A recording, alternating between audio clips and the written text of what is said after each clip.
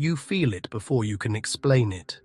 The way air grows bright around ordinary moments, how a Tuesday suddenly leans toward the sacred. There is a pressure in the silence, a soft insistence that isn't quite a voice and yet knows your whole history. The world looks the same, but the edges glow, as if the room were a page and someone just underlined you. Once, prophecy wore the costume of far-off thunder. Now it sits beside you like a friend who waited through the storm. The signals are simple, repeating numbers that arrive like taps on a window, dreams that carry the weight of messages, a feather in the kitchen when none could have flown there. You stop calling it coincidence because it keeps calling you by name. The ancients whispered that time is not a river, but a woven cloth. Somewhere outside the loom of hours, the fullness, the pleroma, still sings. Its harmonies slip through the torn places of our age, and every torn place becomes a little gate. Have you noticed how your deepest wound keeps becoming a doorway? We were taught to fear thresholds. We were told that only a few may pass, and only with perfect passwords. But the old texts never worshipped passwords. They taught resemblance. At the real door, the guardians do not ask, "What do you know?" They ask, "What have you become?" So, you stand in a strange weather. Your questions don't want answers as much as they want instructions, and your instructions are mercy, courage, clarity. These qualities are not mere virtues. They are aeonic signatures, the living powers of the fullness, returning as tools in your hand. When you use them, the room changes temperature. This is how the return begins, not with headlines, but with temperature shifts of the soul. You feel compelled to tidy what no one sees, to tell the truth when silence would be cheaper, to offer water in a marketplace that sells glitter. Why now? Because something in you matured while you were busy trying to survive. Ask yourself, are you ready to hold light that costs you your disguises? Are you willing to be recognized by what you love rather than what you fear? If so, the gates do not need to open. They already have. And still, this is only the overture. The eons are not myths to be admired from a distance. They are living chords. When they sound in you, your life becomes an instrument, tuned, resonant, unwilling to flatter falsehood. The song has started. Keep listening.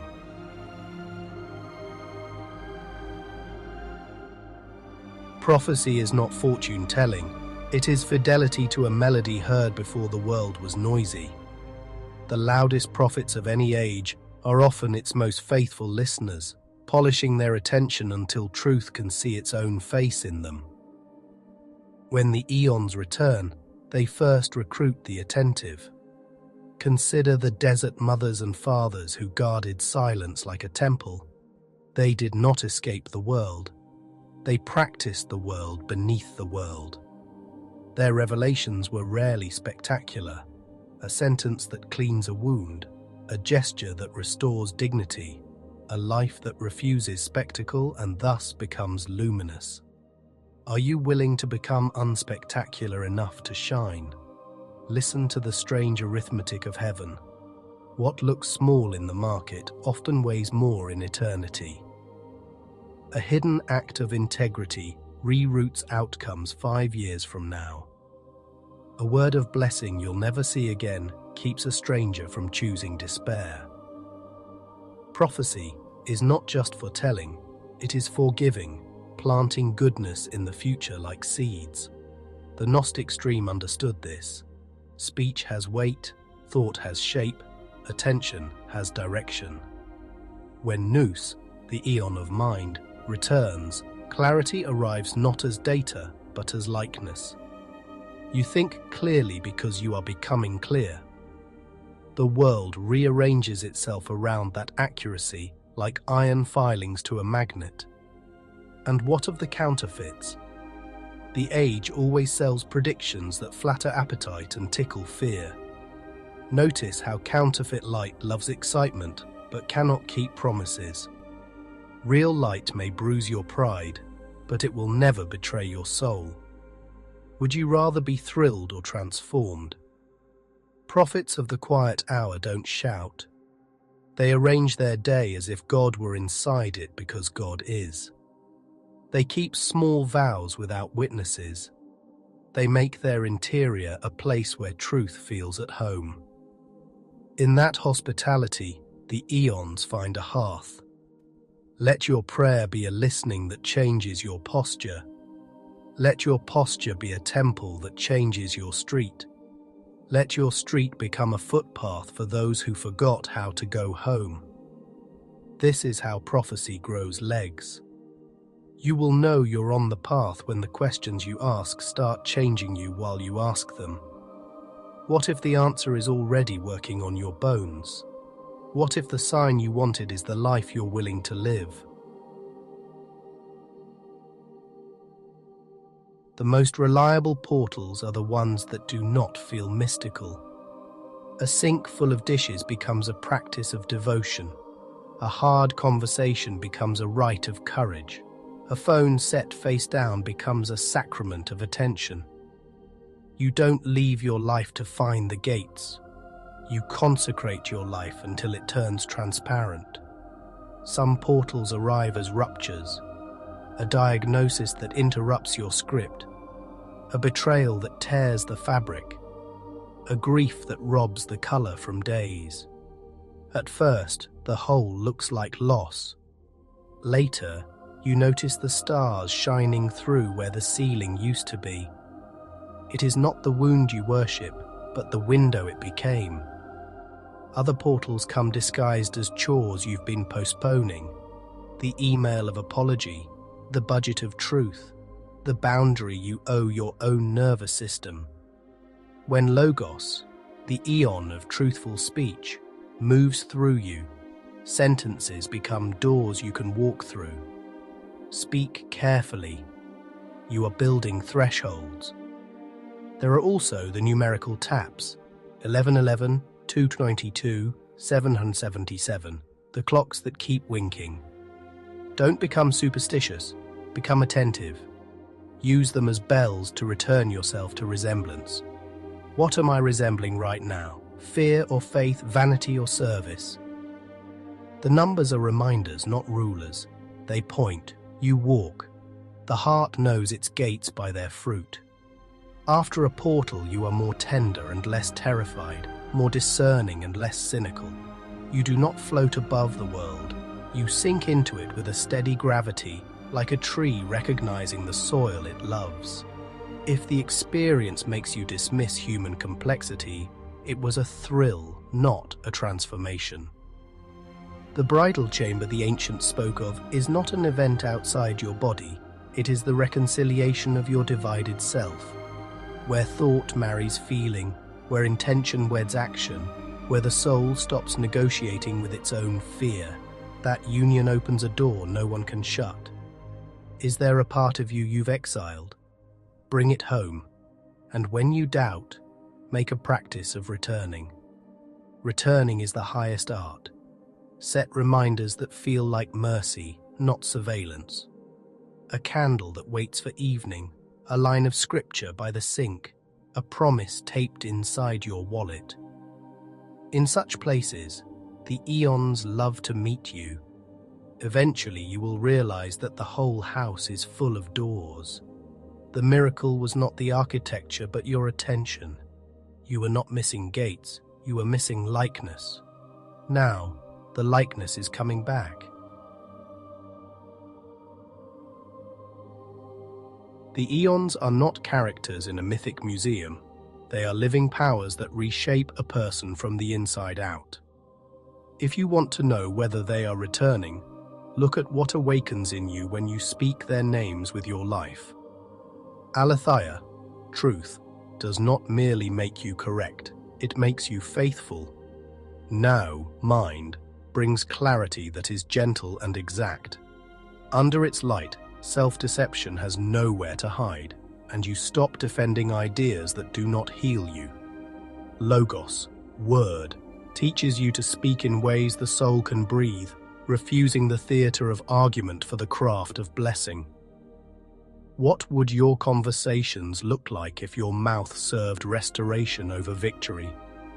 Zoe, life has a pulse you can feel in your bones. It turns stimulation into stamina and makes room for play without selling your attention. Charis, grace, dissolves debts you didn't know you were collecting, not to excuse chaos, but to free you for responsibility. Have you noticed how grace makes you stronger than guilt ever could? Sophia, wisdom, does not flatter you for your wounds. She tells you what your wounds can be used for. In her presence, mistakes are apprenticed to meaning. Phronesis, practical wisdom, makes your calendar an altar. You start arranging time as if it were holy ground. Irene, peace, arrives not as a nap, but as unflustered power. When these powers move through a person, the world feels safer around them.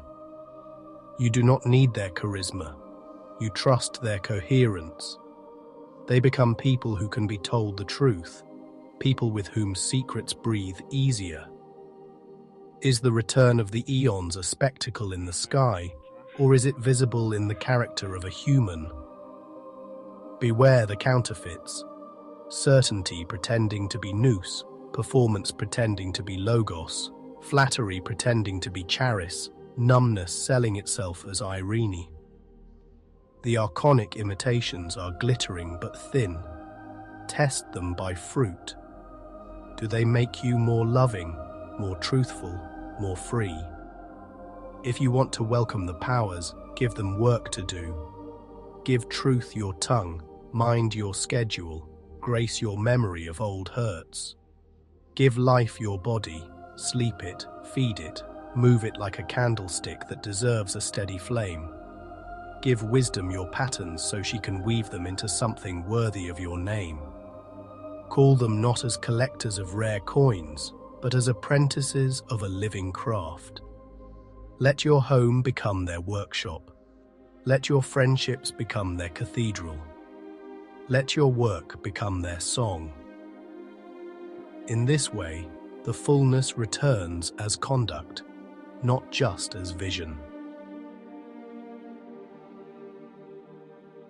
The story we inherited said the fall is a disaster to be regretted forever. The deeper teaching says the fall is an invitation to a wiser ascent.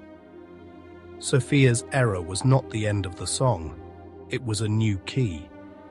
She did not break the cosmos. She broke open a way for compassion to learn how to walk among shadows. Consider your own longings that ran ahead of wisdom.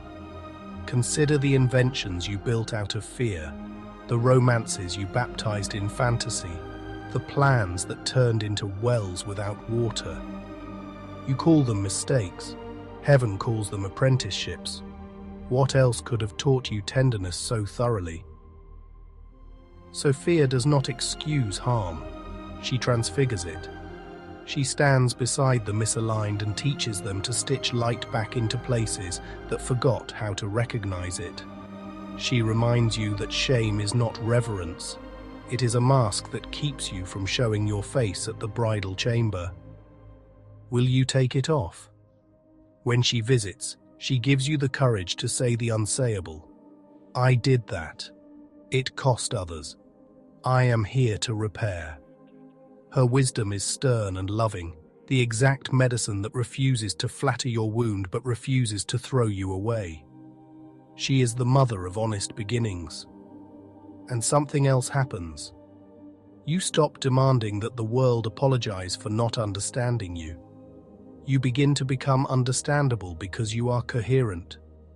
Your words, your desires, your choices, your time, finally, they recognize each other.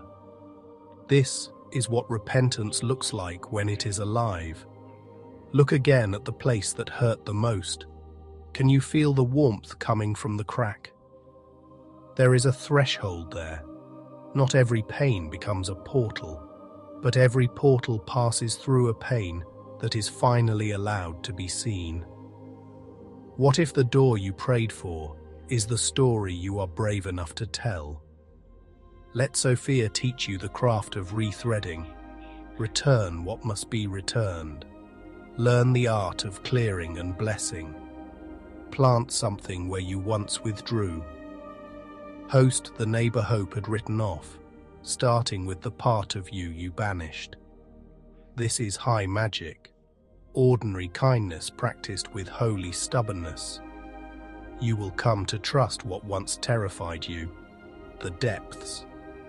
Because the deeper you go, the more the Aeons meet you with tools, and the less the dark can sell you theatrics. You are not falling anymore. You are remembering how to rise. There is a hunger for signs in an age of anxiety. The market knows this and prints omens on everything. The Aeons return to detox the appetite, not to feed it. They teach you to read the signs with reverence, not addiction. When 1111 blinks on the stove, breathe, not because the number is magic, but because you are. Let the moment become a bell that calls you back to resemblance. Am I aligned with truth? Am I carrying unnecessary fear? What does a faithful next step look like? The sign is a pointer, not a leash. Dreams will multiply. Some are weather from the soul, some are mail from beyond the dome. You will know them by their aftermath. The real ones bring clarity and courage, not panic. They equip, they don't entertain. Keep a pen by the bed and write what matters before the mundane steals it. Then do one small thing that the dream asked of you. Pay attention to nature as teacher. A hawk circling, a river after snowmelt, a cedar that outlived 4 owners. Each preaches without needing your comment. If a moment arrests you into awe, kneel in your heart and let it change your schedule. Awe is a sign that does not need translating. And what of prophetic words from others? Receive them with gratitude and gravity. Then test them against fruit, text, and your own secret place with God. If the word inflates your image and shrinks your compassion, it was aimed at your ego, not your soul. Real prophecy makes you sturdy for service. Sacred texts will feel newly alive. Lines you memorized will suddenly look like windows. Read them not to win debates, but to be read by them. When a sentence steps forward and looks at you, don't rush to share it. Sit with it until it changes your gait. Wisdom prefers people who carry her more than people who quote her. Practice holy ambiguity. The need to nail everything down is often a refusal to be led. The Aeons do not panic when you don't know. They apprentice you to patience until knowing ripens into likeness. Can you walk faithfully with a lantern that shows only the next few feet? In this way, signs become sacraments rather than addictions. They train your attention, steady your breath, widen your love. The point was never to be impressed by messages. It was to become a message that can be trusted.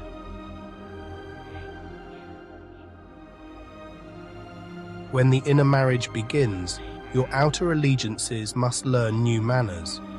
You stop outsourcing your authority to performers dressed as shepherds, and you stop performing shepherdry without love. The bridal chamber reforms your politics because it reforms your heart. Likeness is a revolution dressed as devotion. When your inner yes becomes clean, manipulation loses its hooks. You sense the difference between voices that aim to harvest your fear and voices that invite your dignity. You don't have to announce your discernment, you live it. The world will try to sell you extremes, cynicism that calls itself wisdom, or naivete that calls itself love. The return of the Aeons teaches a third way, ferocious tenderness. It looks like a spine wrapped in mercy. It looks like boundaries made of light rather than grudge. You will notice you're less available for outrage and more available for repair. Not because you don't feel the heat of injustice, but because you know what heat is for, forging tools. You'll find yourself quietly building tables where arguments once lived. At those tables, enemies remember their neighbors. This transformation is not private spirituality that ignores the crying of the streets. It is courage that refuses the theater of purity while practicing the labor of peace. Logos asks, "What will you say?" Aletheia asks, "Will it still be true next week?" Zoe asks, "Will it give life?" Charis asks, "Will it free the debtor in you and them?" The bridal chamber also banishes the counterfeit of self-hatred disguised as humility. True humility glows, it does not grovel. It can apologize without humiliation and lead without domination. It has nothing to prove because it is married to the source. Ask yourself, whose likeness am I becoming in my decisions, my purchases, my posts? Do I resemble what I claim to adore? If not, what small vow would make the resemblance truer by evening? As this interior polity forms, communities change without slogans. The room becomes gentler and more exact. People exhale near you. The Aeons love such rooms. They recognize them as home. Grand experiences are wonderful, but the soul is shaped by repetition. The Aeons return to apprentice you in a craft that can survive Tuesday. Your altar is time, your offering is attention, your flame is consistency. Begin with a vow that is too small to fail. 8 minutes of silence, 3 honest sentences in a journal, 1 unnecessary kindness.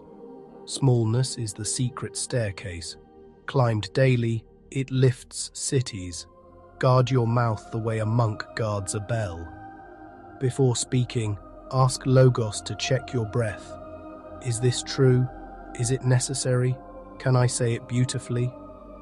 If it cannot be said beautifully, it may not be ready to be said. Let your body participate. Sleep as reverence, eat as gratitude, move as prayer. The fullness does not bypass flesh to bless spirit. It sanctifies the whole person.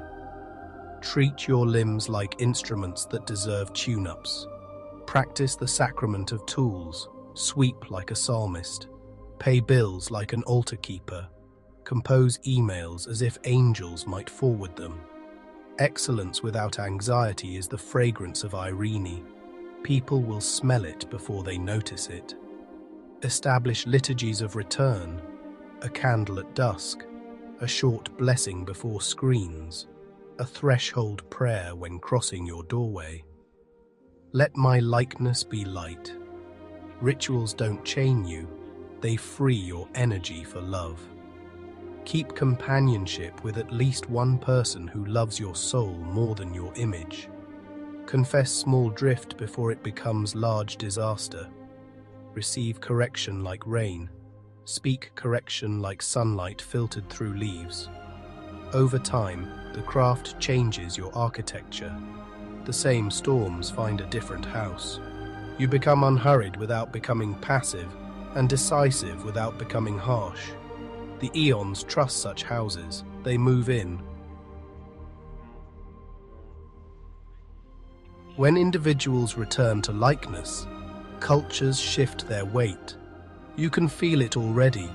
Artists painting hymns in alleyways, scientists confessing awe in laboratories, teenagers refusing to trade wonder for irony. The Aeons are not smashing history. They are tuning it. Collective signs multiply. Movements begin to prefer service over spectacle. Influence stops dressing like empire and starts dressing like stewardship. The language of repair gains followers, not because it trends, but because it heals. Expect turbulence. Systems built on imitation light will tremble when faced with the real thing. Outrage economies won't fund your peace. That's all right.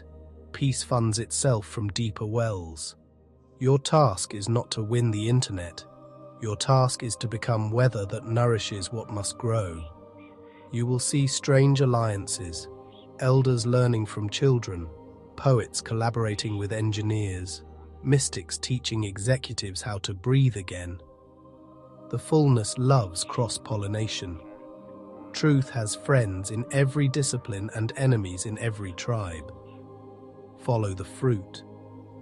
Prophecies about dark days will continue. Some will be true in part. But watch for the unreported news. Forgiveness quietly ending wars inside families. Neighborhoods growing gardens where parking lots used to sulk. Civic leaders choosing transparency because their souls got heavy. These do not trend, they endure. In this weather, institutions that repent will be met with mercy. Those that refuse will become museums. You don't need to curse them. Time will teach its lessons.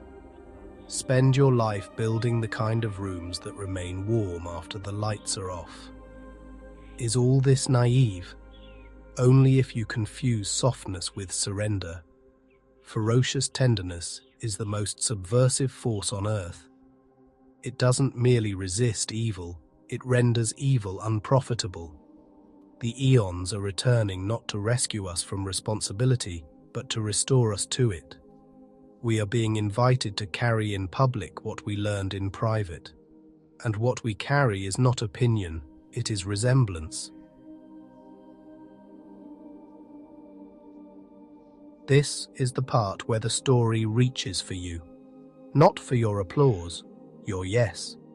You have listened long enough to know that something in you is already standing. Let it step. Make a vow with your next breath. It can be ordinary, but let it be honest. I will be faithful to the small flame. The fullness does not despise small flames. It multiplies them until cities are walkable at midnight.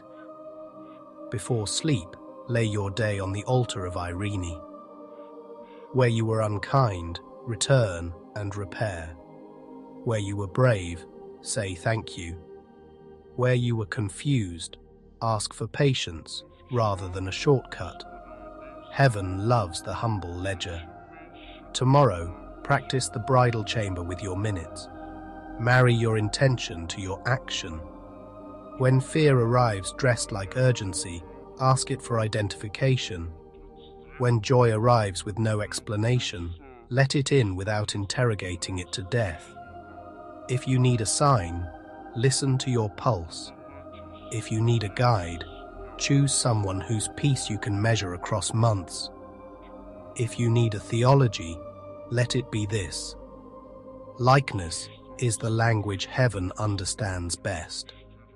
And if you feel unworthy, remember Sophia's classroom. Mistakes apprentice to meaning, wounds apprentice to windows, stories apprentice to songs.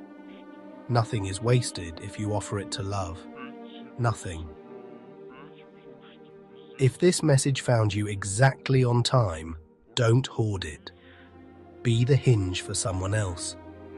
Share this video with the one who is standing in the dark doorway you survived.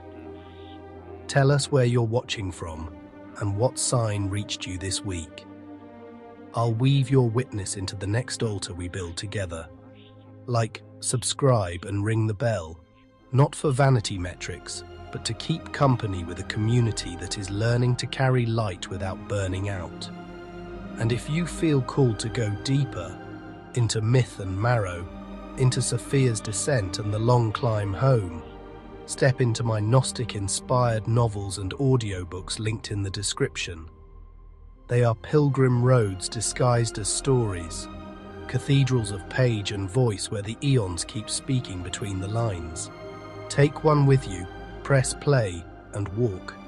The return has begun. Your gate is open. Begin now.